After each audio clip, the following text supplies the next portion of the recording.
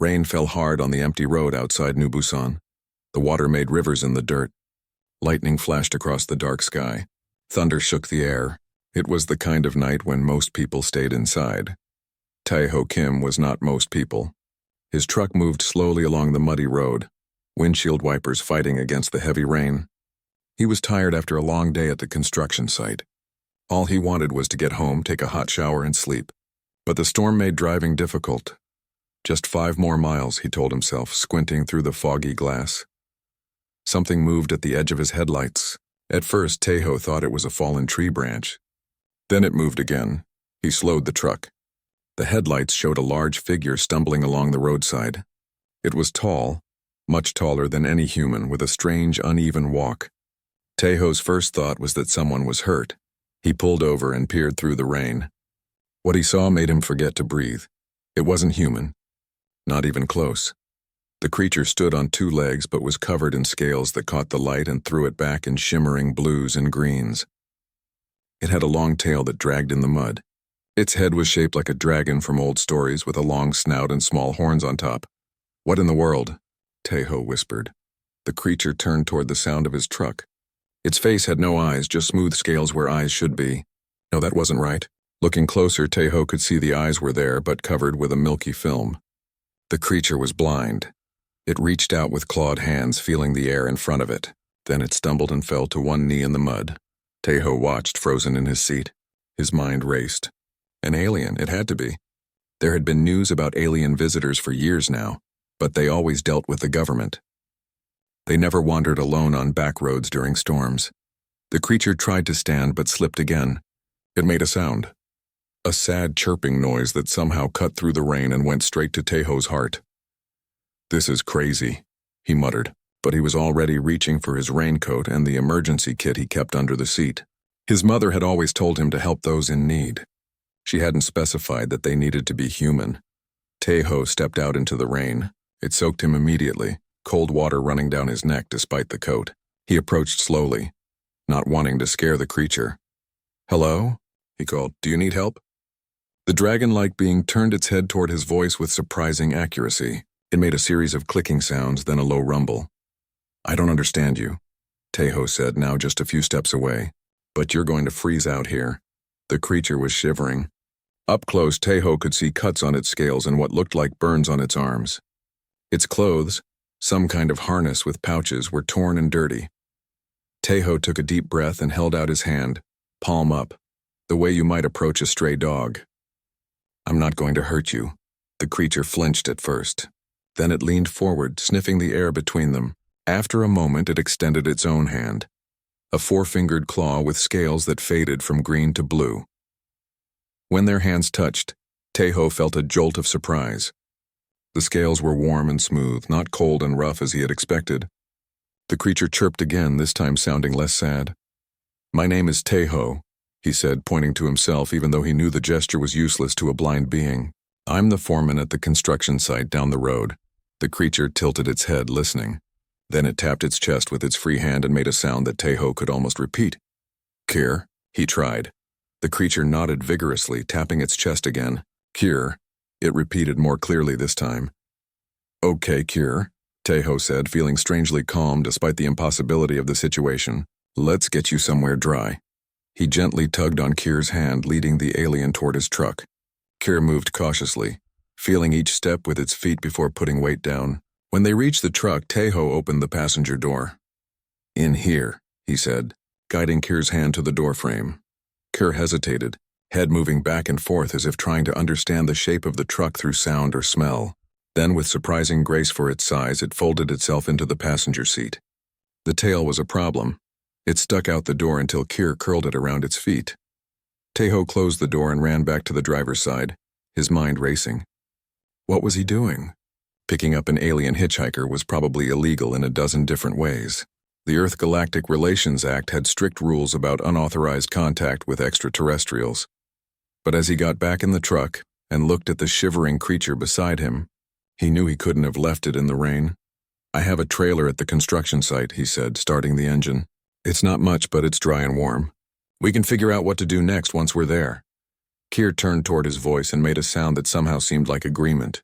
As Tae-ho pulled back onto the road, he noticed Kerr's hands exploring the dashboard, the seat, the door handle, mapping the space through touch. The construction site was dark and empty when they arrived. Tae-ho parked near his trailer and helped Kerr out of the truck. The rain had eased to a drizzle, but the alien still seemed relieved to get inside the small metal building. The trailer was simple: a desk, a small kitchen area, a bathroom, and a cot for the nights when Tae-ho worked too late to drive home. It wasn't much, but it was clean and warm. Kerr stood in the center of the room, head moving slowly as it listened to the space.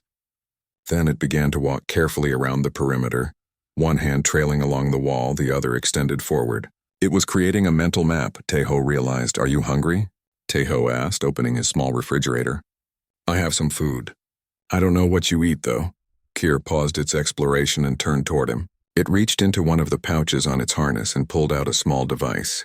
When it pressed a button, the device lit up with strange symbols. "Can you understand me?" Tae-ho asked. Kerr held up the device and made an adjustment. The symbols changed, flickered, and then rearranged themselves into Korean characters. Learning language, the device displayed. "Please continue speaking." Tae-ho's eyes widened. "It's a translator? That's amazing." Kerr nodded, seeming pleased. It pressed another button and the device spoke in a flat mechanical voice. "Thank you for help." Kerr crashed. "Ship damaged. Cannot see." "You're welcome," Tae-ho said, feeling a strange mix of excitement and concern. "What happened to your eyes?" Kerr touched its face near the milky eyes. The translator processed for a moment. "Solar radiation. No protection. Temporary blindness, maybe. Maybe not. I'm sorry," Tae-ho said. He gestured to the cot. "You should rest. You're safe here." Kerr seemed to understand the meaning, if not the words. It moved to the cot and sat down carefully, its tail curling around its legs. The translator worked again. Why help Kerr? Humans fear different. Tae-ho thought about this as he put a kettle on for tea. "Not all humans," he said finally. "Some of us just see someone who needs help." The alien's head tilted, considering this. Then it made a sound that needed no translation, something like a sigh of relief. Outside, the rain continued to fall. Inside, human and alien sat together in the warm light, separated by light years of evolution and culture, but connected by something simpler and more powerful: kindness on a cold, rainy night. Morning came with gentle sunlight through the trailer's small windows. Tae-ho woke on the floor where he had slept on a thin mat. For a moment, he wondered if last night had been a strange dream. Then he heard the soft clicking sounds from across the room. Kerr sat cross-legged on the cot.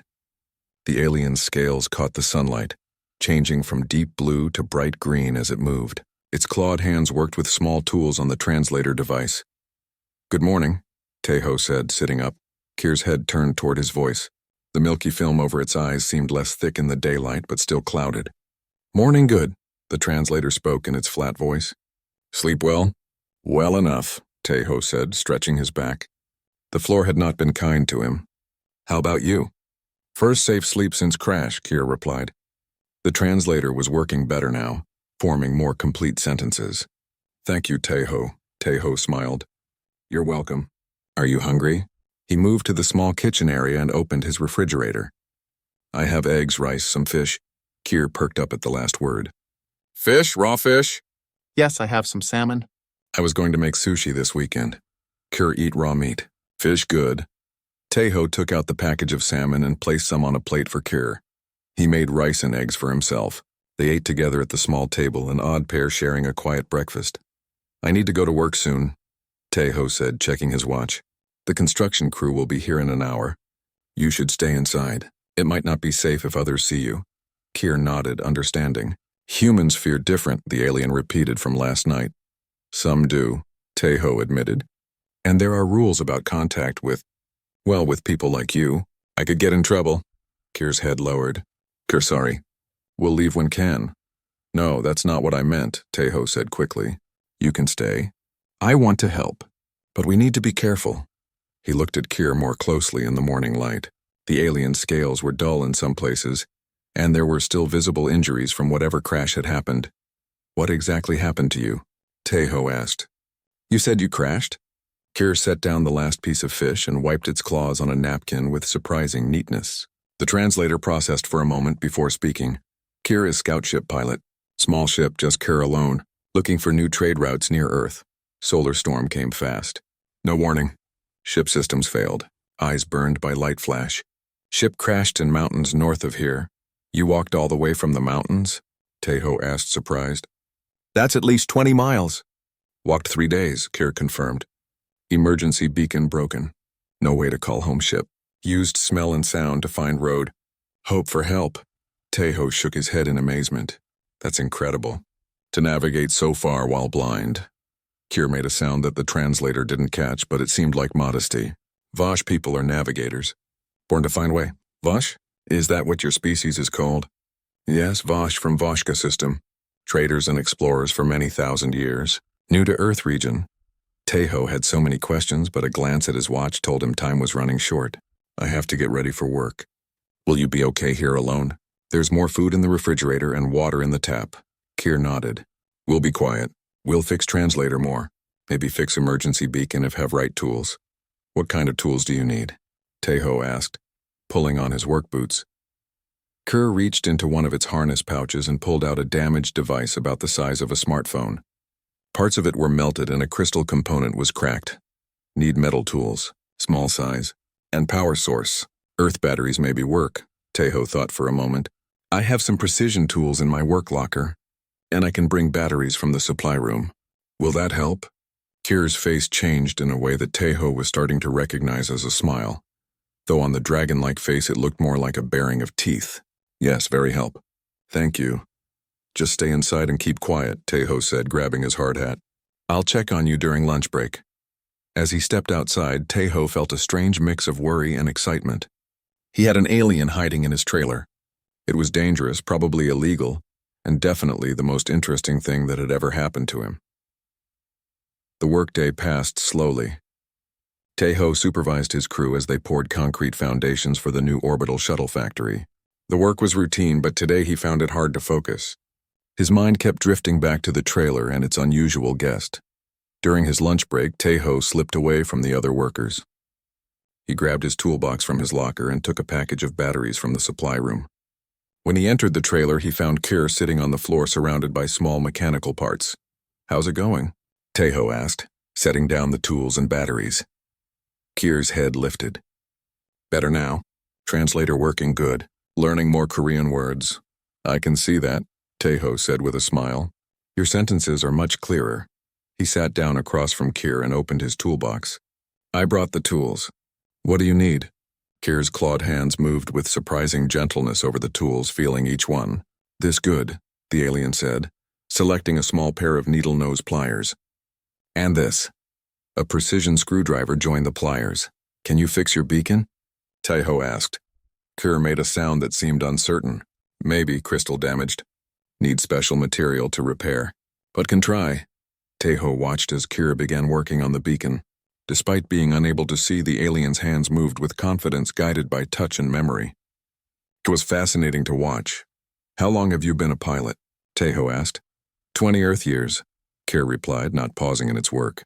Vosh live long time. I am young for pilot. And you've visited other planets? Other species? Many planets. Many species. Kir's head tilted toward Tejo. Humans new contact. Only 5 Earth years since first meeting.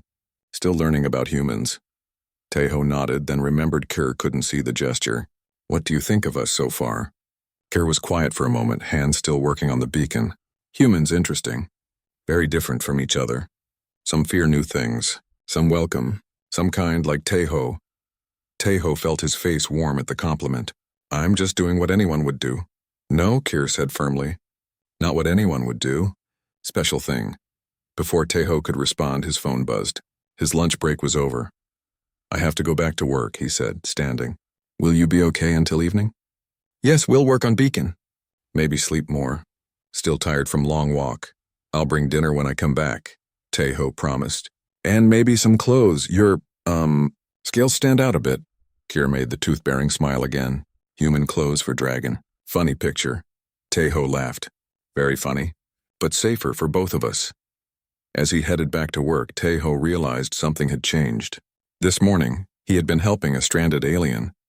Now he was helping Kir, a person with a history, skills, and a sense of humor. The difference felt important somehow. The afternoon dragged even more slowly than the morning. Tejo found himself checking his watch often, eager to return to the trailer and learn more about his new friend from the stars. When the workday finally ended, Tejo stopped at a small market on the way back. He bought more fish, some fruits, and a large hoodie and sweatpants that might fit over Kier's tall frame. As an afterthought, he added a pair of sunglasses to his basket. The sun was setting as he drove back to the trailer, painting the sky in colors that Kier couldn't see. Tejo found himself wondering what it would be like to help the alien return home, and whether he would miss Kier when that happened. 3 days passed quickly. Tejo and Kier fell into a simple routine. Each morning, Tejo would go to work while Kier stayed in the trailer. Each evening, they would share a meal and talk late into the night. Tejo learned many things about the Vosh. They were a spacefaring people who had mastered faster-than-light travel thousands of years ago. They were traders who connected many different alien species across the stars, and they valued navigation above all other skills. To find new paths is highest honor for Vosh, Kier explained on the third night. The alien sat wrapped in the oversized hoodie Tejo had bought, looking almost human from a distance, if you ignored the tail that sometimes poked out from beneath the fabric. "That's why you were alone in that scout ship?" Tejo asked.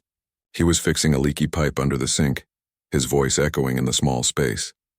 "Yes, scout pilots prove worth by finding new trade routes. I was mapping path near Earth when storm hit." Tejo slid out from under the sink and wiped his hands on a towel. "Have you made any progress with the beacon?" Kier's expression fell. "Sump fixed power system. Signal amplifier works now. But crystal still broken. Without crystal, signal too weak to reach home ship. What kind of crystal is it? Maybe we can find a replacement." Kier shook its head. "Special crystal. Grown on Vosh homeworld. Not found on Earth." Tejo sat down across from Kier. "Then we need another plan. Maybe I could contact the government? There must be official channels for helping stranded aliens." "No," Kier said sharply, then softened its tone. "Sorry, but official channel's dangerous for Kier now." "Dangerous? Why?" Kier's clawed hands fidgeted with the edge of the hoodie. "Blind Voshes. Useless Vosh. If officials find Kier, they tell Vosh government. Vosh government sends ship, but not to help, to remove problem." Tejo felt a chill. "They would hurt you because you're blind?" That's terrible. "Not hurt, just no place for broken navigator. Would be put in facility. No more flying. No more stars." Kier's voice through the translator sounded flat, but Tejo could hear the real pain in the alien's natural voice. "That's not right," Tejo said firmly. "Being blind doesn't make you useless. My grandmother lost her sight when she was 50, and she still ran her business for another 20 years. Kier's head tilted with interest. Human grandmother still worked without eyes? Yes, she owned a small woodworking shop. She made beautiful things, boxes, furniture, toys. She said her hands became her eyes. How did she learn this? She adapted, found new ways to do old things." Tejo stood up and went to his work bag. "In fact, I have something of hers with me." He returned with a small wooden box, beautifully carved with a pattern of waves. He placed it in Kier's hands. "My grandmother made this after she went blind. Feel the pattern." Kier's sensitive fingers traced the waves carved into the wood. So smooth. Perfect lines. How did she cut wood without seeing? She created guides and jigs, special tools to help her hands know where to go. She used her other senses. She said she could smell when the wood was cut right.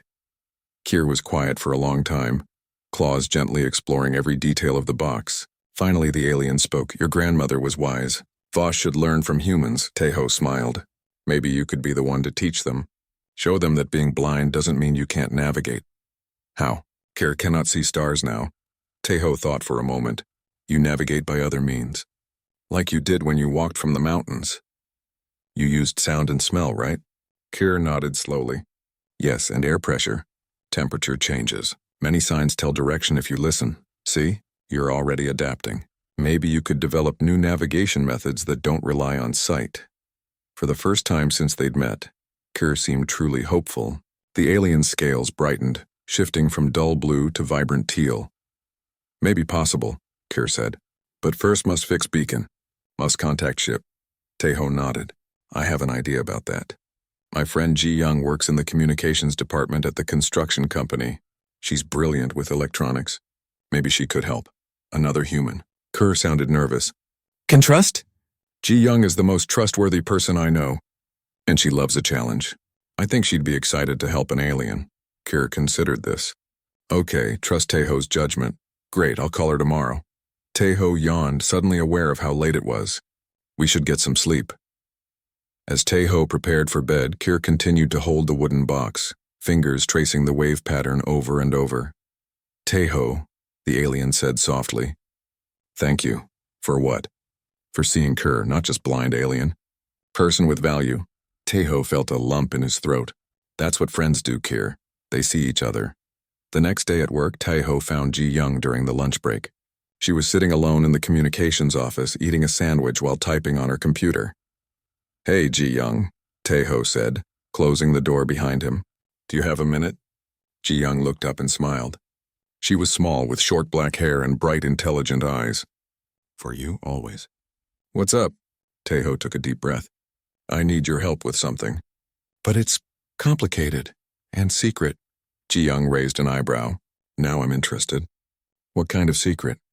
The kind that might change how you see the universe, Taeho said seriously. Can you come to my trailer after work? There's someone I want you to meet. Someone? Ji Young looked intrigued. Are you finally dating again? Taeho laughed. No, nothing like that, just trust me, okay? Ji Young studied his face. They had been friends since college, and she knew when he was serious. Okay, I'll be there at 6. The rest of the day crawled by. Taeho was nervous about introducing Ji Young to Kerr, but he knew they needed help. The beacon was beyond his skills to repair. When he returned to the trailer that evening, he found Kerr doing something unexpected. The alien was standing in the middle of the room, moving slowly through what looked like a dance. Each movement was precise and fluid, the long tail helping to maintain perfect balance. What are you doing? Taeho asked. Kerr completed a turn before answering. Vosh navigation exercise. Helps feel body in space. Good practice for blind Vosh. It's beautiful, Taeho said. Like a dance. Not dance. Star mapping. Body becomes ship. Arms become sensors. Kerr demonstrated, extending arms and moving them in careful arcs. Each position maps star location. Taeho watched, fascinated. Could you teach me sometime? Kerr seemed surprised by the request. Yes, can teach. But why want to learn? Because it looks interesting. And because friends share their skills with each other. Before Kerr could respond, there was a knock at the door. Taeho glanced at his watch. 6 o'clock exactly, that's Ji Young, he said. Are you ready to meet her? Kerr quickly pulled on the hoodie and sunglasses. Ready, nervous, but ready. Taeho opened the door. Ji Young stood there looking curious. Hey, what's with all the mystery? She stopped mid-sentence as she saw Kerr. Even with the hoodie and sunglasses, there was no mistaking Kerr for human. The height, the scaled hands, the tail visible beneath the hoodie, all marked the alien as something not of Earth. Ji Young's eyes widened. She opened her mouth, closed it, then opened it again. That's a Ji Young, meet Kerr, Taeho said calmly. Kerr is from a species called the Vosh, and we need your help. Ji Young took a step into the trailer, her eyes never leaving Kerr. An actual alien, she whispered. In your trailer. Kerr bowed slightly in Ji Young's direction. Hello, Ji Young. Taeho says you are trusted friend. Says you are smart with machines. Ji Young looked at Taeho, then back at Kerr. A slow smile spread across her face. This is the coolest thing that has ever happened to me. Ji Young sat cross-legged on the floor of the trailer, surrounded by tools and electronic parts. Her fingers moved quickly as she examined the broken beacon. Kerr sat across from her, explaining how each part worked. This crystal focuses the signal, Kerr said, pointing to the cracked green stone at the center of the device. Without good crystal, signal too weak to reach orbit. Ji Young nodded, her face serious with concentration. The fracture pattern is interesting. It's not completely shattered, just cracked along these lines. She traced the breaks with a small tool. Maybe we could repair it instead of replacing it. Taeho watched from the small kitchen area where he was making dinner. It had been 2 days since he introduced Ji Young to Kerr. After her initial shock, Ji Young had quickly become fascinated with the alien technology. Can crystal be fixed? Kerr asked, hope clear in the alien's voice. I think so, Ji Young said. On Earth, we sometimes use special resins to repair cracked gemstones. The resin fills the cracks and hardens clear. If we can find the right material, we might be able to make this work again. Kier's scales brightened with excitement. If beacon works, can call ship, can go home. Tejo felt a strange mix of happiness and sadness at those words. He was glad they might be able to help Kier return home, but he had grown fond of the alien. The trailer would feel empty without Kier's presence. I'll need to get some supplies from the lab at work, Ji Young said, carefully setting down the beacon. But I think we can do this. Thank you, Kier said, bowing deeply. Kier grateful for help, Ji Young smiled. It's my pleasure. I've learned more about quantum communications in 2 days with you than in 4 years of college. Tejo brought over plates of food, rice and vegetables for the humans, raw fish for Kier. They ate together, talking about their progress. Even if we fix the beacon, Tejo said, what will happen when you go back to your people? You said they don't have a place for blind navigators. Kier's mood dimmed visibly, scales shifting to a darker blue. Not sure. Maybe can prove value in new ways. Maybe can teach what learned from humans. What have you learned from us? Ji Young asked. Kier was quiet for a moment, thinking. Learned that limits can be overcome. That new paths exist when old paths blocked. Learned about friendship with no benefit expected. Tejo and Ji Young exchanged a look, touched by Kier's words. I've been thinking about your navigation problem, Ji Young said after a while. About how you might navigate without sight. Yes? Kier leaned forward, interested. We have technology on Earth that helps blind people see in different ways. Some devices turn visual information into sound or touch. I wonder if we could adapt something like that for space navigation. Kier's head tilted. How would this work? Ji Young set down her fork, excited now. What if we created a device that could sense stars and translate their positions into sounds or vibrations you could feel? Different stars could have different tones or patterns. A star song, Kier said softly. Navigation by music, exactly, Ji Young said. We could start with a simple prototype using the sensors from your ship, if we can salvage them. Ship crashed in mountains, Kier reminded her. Hard to reach. Maybe not, Tejo said. I have access to a company truck this weekend. We could drive up there and see what we can salvage. Kier's scales rippled with surprise. Would do this for Kier? Of course, Tejo said. That's what friends do. The next morning was Saturday. Tejo signed out a company truck, telling his supervisor he needed to check a remote material storage site. It wasn't exactly a lie. They would be collecting materials, just not the kind his boss imagined. Ji Young brought a backpack full of tools and equipment. Kier wore the hoodie and sweatpants with a large hat pulled low to hide the alien features. To a casual observer, Kier might pass for a very tall human as long as no one looked too closely. They drove north into the mountains following Kier's directions. The alien remembered the path with amazing accuracy, describing turns and landmarks before they appeared. How do you know where we are? Tejo asked as they turned onto a narrow forest road. You can't see the landscape. Can feel it, Kier explained. Road turns, truck tilts. Air gets thinner, cooler. Smells change. More pine trees now. Sound of water to left means river nearby. Ji Young looked impressed. You're navigating by senses humans barely notice. Bosch trained from birth to notice all signs, Kier said. Not just visual. After 2 hours of driving, they reached a point where the road ended. Kier pointed to a steep path leading up through the trees. Ship is there. 1 hour walk. They gathered their equipment and began hiking. The path was rough, and in some places they had to climb over fallen trees or large rocks. Kier moved with surprising grace despite being blind, using the walking stick Tejo had made to test the path ahead. Finally, they reached a small clearing. At first, Tejo didn't see anything unusual. Then he noticed the broken trees and scorched earth. In the center of the damage sat a small craft about the size of a car.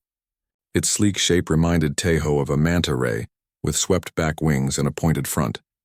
The hull was cracked in several places, revealing complex machinery inside. There it is, Tejo said for Kier's benefit. Your ship. Kier moved forward, touching the damaged hull with gentle claws. Home away from home, good ship. Served well. Ji Young was already examining the craft with wide eyes.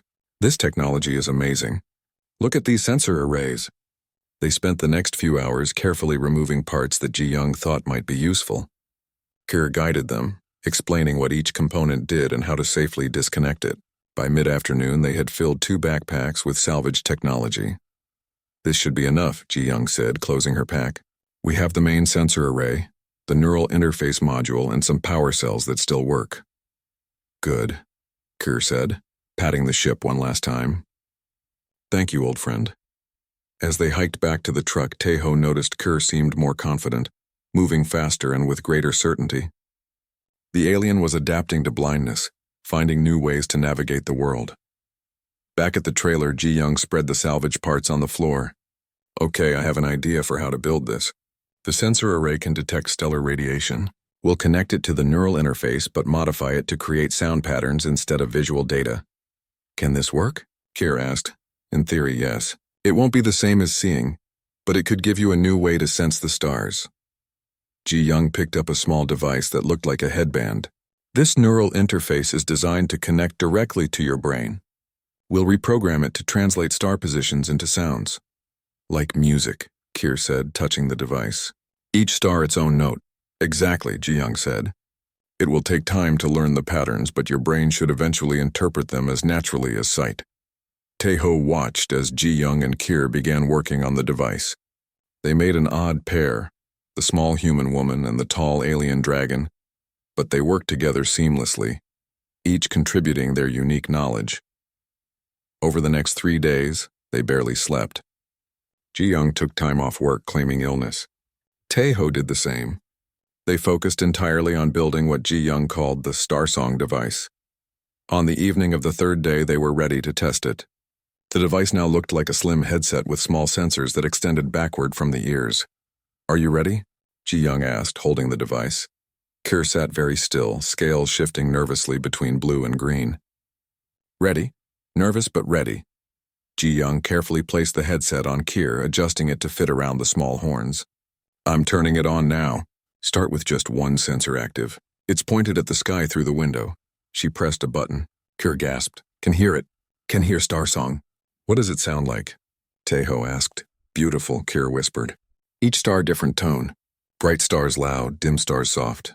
Can hear patterns, constellations like melodies. Tears formed in Ji-young's eyes as she watched Kir turning slowly, head tilted to hear different parts of the sky. It works, she said softly to Tejo.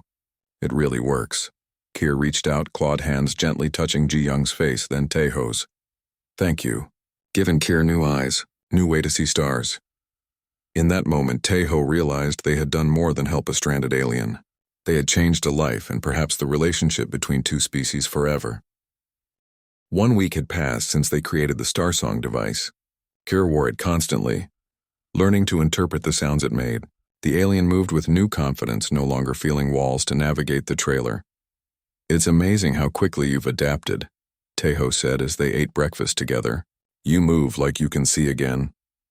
Kir made the tooth-bearing smile that Tejo now recognized as happiness. Not see, hear, feel, different way to know world. Better in some ways. Ji-young arrived carrying a small box. Her face was excited. I think I've done it, she said, setting the box on the table. The beacon should work now. She opened the box to reveal Kir's emergency beacon. The cracked crystal at its center now glowed with a steady green light. The fractures were still visible, but filled with a clear material that seemed to bend the light in strange ways. Fixed? Kir asked, touching the device carefully. I think so, Ji-young said. I used a special resin from our lab, mixed with some of the nanomaterials from your ship. It should focus the signal enough to reach orbit. Kir held the beacon reverently. Can call home ship now. Can go home. Tejo felt that same mix of happiness and sadness from before. He was glad for Kir, but the past 2 weeks had changed him. The alien was no longer just a strange visitor, but a friend. When will you activate it? Tejo asked. Tonight, Kir said. When stars clear. Best signal then, Ji-young nodded. That makes sense. We should go somewhere open, away from buildings. Maybe the hill behind the construction site? Good place, Kir agreed. High ground. Clear sky. They spent the day preparing. Kir gathered the few possessions the alien had. The Starsong device, some tools, and the wooden box Tejo had given as a gift. Tejo and Ji-young took turns explaining Earth customs and culture, things Kir might want to share with other Vosh. Will you tell them about us? Ji-young asked. About how humans helped you? We'll tell everyone, Kir said firmly. We'll tell of human kindness, of friends who saw value in blind Vosh. As evening approached, they drove to the construction site. The weekend meant no workers were present. They hiked up the hill behind the main building, finding a flat area at the top with a clear view of the sky. The sun was setting, painting the clouds in orange and pink. Kier tilted his head up, the star song device picking up the first bright stars appearing in the darkening sky. "Beautiful song tonight," Kier said. "Clear stars. Good signal time." They sat together as darkness fell completely. The night was warm, with a gentle breeze carrying the scent of pine trees from the mountains. Above them, the stars shone brightly in a cloudless sky. "It's time," Kier said, holding up the beacon. "Ready to call home." Taeho and Ji-young exchanged a look. This was the moment they had worked toward, but now that it was here, they felt strangely reluctant. "Will we ever see you again?" Taeho asked. Kier turned toward him. "Hope so. We'll ask to be Earth Ambassador. We'll tell Vosh leaders of human help, of human friendship. And if they don't listen," Ji-young asked softly, "if they still think a blind Vosh can't be valuable?" Kier's scale shifted to a determined blue-green. "Then we'll show them. We'll play star songs. We'll navigate by new methods. We'll prove worth," Taeho smiled. "I believe you will." Kier held out clawed hands. Taeho took one, Ji-young the other. They stood together under the stars, human and alien, connected by friendship and shared purpose. "Thank you," Kier said simply, "for saving Kier on cold rainy night, for seeing person, not just alien, for teaching new ways to navigate when old ways lost." "Thank you for trusting us," Taeho replied, "for showing us the stars in a new way." Ji-young wiped a tear from her eye. "And for reminding us that friendship can cross any boundary, even between worlds." Kier squeezed their hands gently, then let go.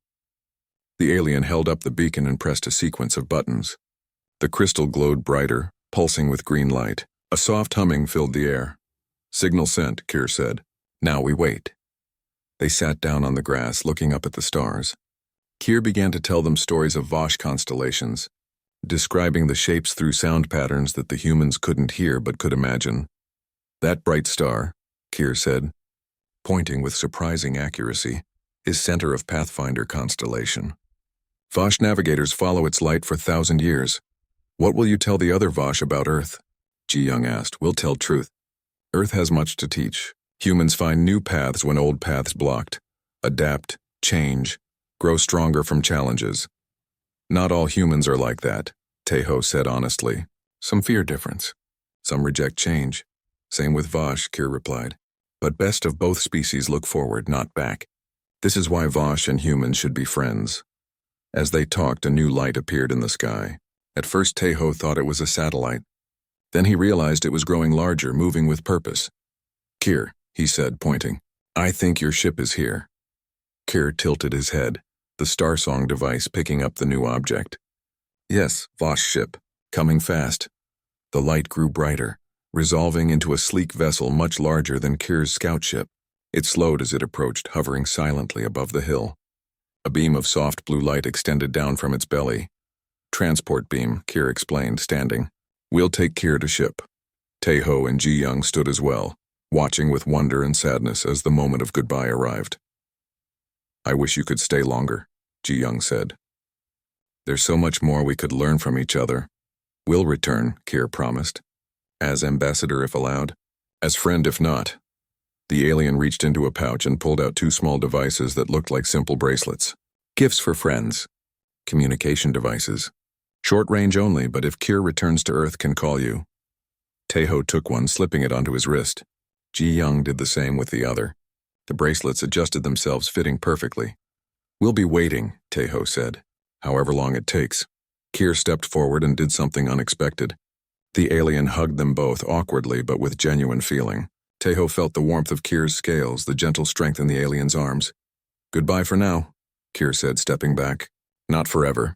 The blue light intensified. Kier moved into its center, facing Taeho and Ji-young. The alien raised a hand in farewell as the light grew brighter. "Remember," Kier called as the transport beam began to lift the alien upward. "Stars sing many songs. Just need right ears to hear them." Then Kier was gone, rising up into the ship. The blue beam retracted. For a moment, the ship hovered silently above them. Then it moved upward with incredible speed, becoming just another point of light among the stars. Taeho and Ji-young stood watching long after the ship had disappeared. The bracelet on Taeho's wrist felt warm. a reminder that their friend was out there somewhere among the stars. Do you think we'll see Kerr again? Ji Young asked finally. Taeho looked up at the night sky, seeing it differently now. Each star might be someone's home. Each point of light might shine on friends not yet met. Yes, he said with certainty. I think we will. As they walked back down the hill, Taeho thought about how much had changed in 2 short weeks. He had saved a blind alien dragon on a cold, rainy night, but in many ways, Kerr had saved him too. From a life of routine, from seeing the universe as small and known. Now each night when he looked up at the stars, he would remember that they sang songs he couldn't hear. And somewhere out there, a blind Vosh navigator was teaching others to hear them too. The universe was larger than he had ever imagined, and humanity's place in it was just beginning.